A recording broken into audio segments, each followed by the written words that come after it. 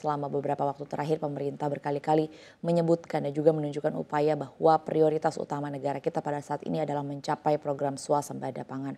Mungkin untuk gambaran atau overview bagi pemirsa CNBC Indonesia, boleh dijelaskan Pak Yono apa saja peran dan fungsi pestisida dalam proses pertanian khususnya untuk menyukseskan swasembada pangan. Mungkin boleh dijelaskan pestisida ini berperan di mana dalam rantai pasok pangan secara nasional. Silakan Pak. Oke, makasih. Jadi pestisida pertanian itu diartikan sebagai bahan kimia atau jasa ternik mikroorganisme yang dipakai untuk melindungi tanaman dari organisme pengganggu. Jadi kalau kita menanam contohnya padi, yang hidup di sawah itu bukan cuma padi, tetapi ada rumput-rumput liar, lalang, juga ada keong yang makan padi, ada tikus yang makan padi, ada serangga, penggerek batang, ada penyakit, jamur, bakteri, dan lain-lain. Nah itu semua perlu kita kontrol perkembangannya. Itu menggunakan pestisida. Nah, jadi peran pestisida itu sangat signifikan, sangat penting untuk suksesnya suatu usaha tani pertanian. Mulai dari persiapan benih sampai pasca panen, setelah dipanen pun saat kita nyimpan padi, kita harus menggunakan pestisida, nyimpan beras. Kalau enggak berasnya berkutu, nggak bisa dimakan kan. Jadi peran pestisida itu signifikan. Tidak mungkin ada budidaya pertanian, tidak mungkin ada produksi pangan atau produksi hasil pertanian tanpa menggunakan pestisida. Jadi itu pentingnya pestisida. Oke, berarti kan memang tren permintaan pestisida bisa dikatakan meningkat dengan komitmen pemerintah berkaitan dengan swasembada pangan. Mungkin boleh dijelaskan Pak Yono kalau dari Anda sendiri atau dari asosiasi atau dari perusahaan, kira-kira seperti apa tren gambaran permintaan pestisida dalam negeri terutama setelah agenda swasembada pangan ini digaungkan? Iya benar sekali. Pertumbuhan permintaan pestisida di tahun 2025 ini setelah program swasembada pangan, jika kita bandingkan dengan tahun 2024 ada peningkatan yang sangat signifikan. Itu dimulai dari pertama langkah pemerintah menutup keran impor pangan. Begitu pemerintah menutup keran impor pangan, semangat petani untuk melakukan menanam itu tinggi. Terus langkah pemerintah menjaga harga panen, menetapkan harga gabah, menetapkan harga jagung, itu makin memotivasi petani untuk menanam. Jadi luas area pertanaman itu bertambah, otomatis konsumsi pestisida juga bertambah. Tidak hanya pestisida, pupuk, benih, alat pertanian juga permintaannya meningkat. Nah, yang membedakan antara program-program yang ada sekarang dengan yang dulu. Dulu juga sering digaungkan stop impor pangan.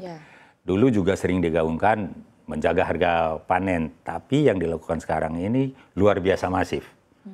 Jadi di lapangan itu sangat terasa. Misalnya kita lihat Pak Menteri Pertanian itu tegas mengatakan jika Bulog membeli beras di bawah harga yang ditetapkan langsung dipecat. Nah itu benar-benar dirasakan di bawah. Petani itu pede untuk bercocok tanam. Itu juga keterlibatan TNI Polri yang luar biasa saat ini. Itu yang kami lihat, kami rasakan. Itu petani itu merasa percaya diri untuk menanam, untuk berproduksi itu. Dan juga kalau kita lihat pejabat-pejabat Kementerian Pertanian ini hadir di setiap sentra produksi padi, mulai dari di Jawa, Sumatera, Kalimantan. Mereka hadir memastikan bahwa proses budidaya pertanian ini berjalan sesuai keinginan swasembada pangan ini. Otomatis boosting benar proses produksi pertanian, boosting. Efeknya itu permintaan pestisida meningkat. Jadi anggota kita sampai 2 digit meningkat. Omset penjualan 2025 dibandingkan dengan 2024. Saya kira semua bisnis ya, bukan cuma sektor pertanian. Kalau kita lihat di pedesaan tuh permintaan buku anak-anak sekolah itu juga meningkat. Ini karena petani itu sekarang pendapatannya tinggi. Harga gabah, contohnya di padi harga gabah itu terjamin. Dia punya cukup duit untuk belanja, termasuk belanja pestisida, pupuk, dan belanja lain-lain. Multiplier efeknya sudah terasa. Sangat terasa. Kalau kami yang bersinggungan langsung dengan budidaya pertanian sangat-sangat terasa. Terima kasih buat Berarti Anda menyampaikan bahwa sebenarnya komitmen dari pemerintah berkaitan dengan swasembada pangan bukan hanya disampaikan di pusat atau di konsep saja begitu, bukan hanya lewat stimulus saja, tapi memang di realisasinya pun dipastikan. Terasa banget di lapangan. Di lapangan. Iya. Berarti pertanyaan saya begini Pak, sampai saat ini tantangan terbesar apa bagi industri pestisida pertanian? Tantangan terbesar buat industri ya, industri pestisida. Jadi gini, pestisida itu di Indonesia sumbernya ada dua, pengadaan dalam negeri dan pengadaan luar negeri. Nah, untuk kami APOPRI ini memfokuskan untuk pengadaan dalam negeri.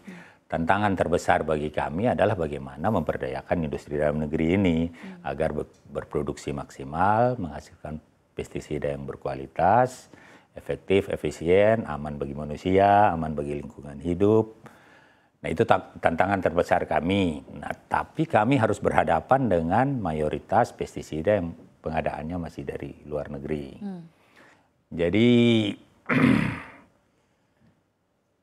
kami berdialog intensif dengan Kementerian Perindustrian dan Kementerian Pertanian bagaimana kita menciptakan regulasi yang memberdayakan industri pestisida dalam negeri. Jadi boleh saya flashback sedikit ya.